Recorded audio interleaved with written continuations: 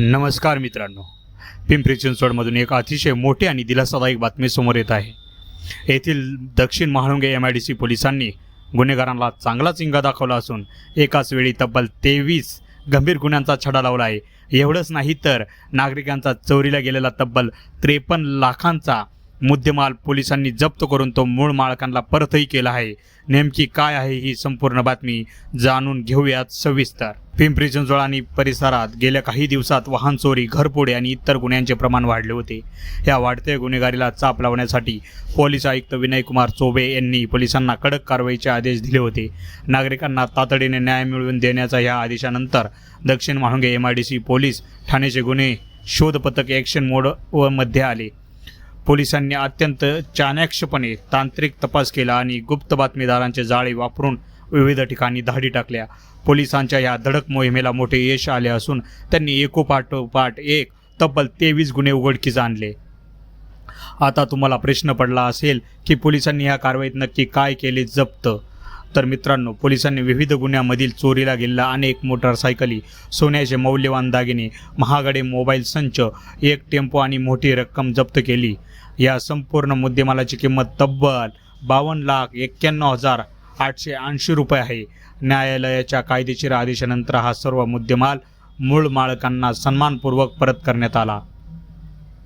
शनिवारी म्हणजेच 13 मे रोजी दक्षिण महाळुंगे पोलीस ठाण्यात एका विशेष कार्यक्रमाचे आयोजन करण्यात आले होते।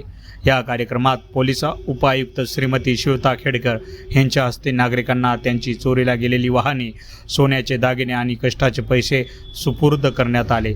आपली हक्काची मालमत्ता सुरक्षित हातात परत मिळाल्याचे पाहून अनेक नागरिकांचे डोळे पाणावले आणि त्यांनी पिंपरी चिंचवड पोलिसांच्या तत्परतेचे मनापासून कौतुक करत आभार मानले। ही धडक कारवाई आणि यशस्वी कामगिरी पोलीस आयुक्त विनयकुमार चौबे, सहपोलीस आयुक्त डॉक्टर महावरकर, अप्पर पोलीस आयुक्त सारंग आव्हाड, अप्पर पोलीस आयुक्त बसवराज तेली आणि पोलीस उपायुक्त श्रीमती श्वेता खेडकर यांच्या थेट मार्गदर्शनाखाली पार पडली।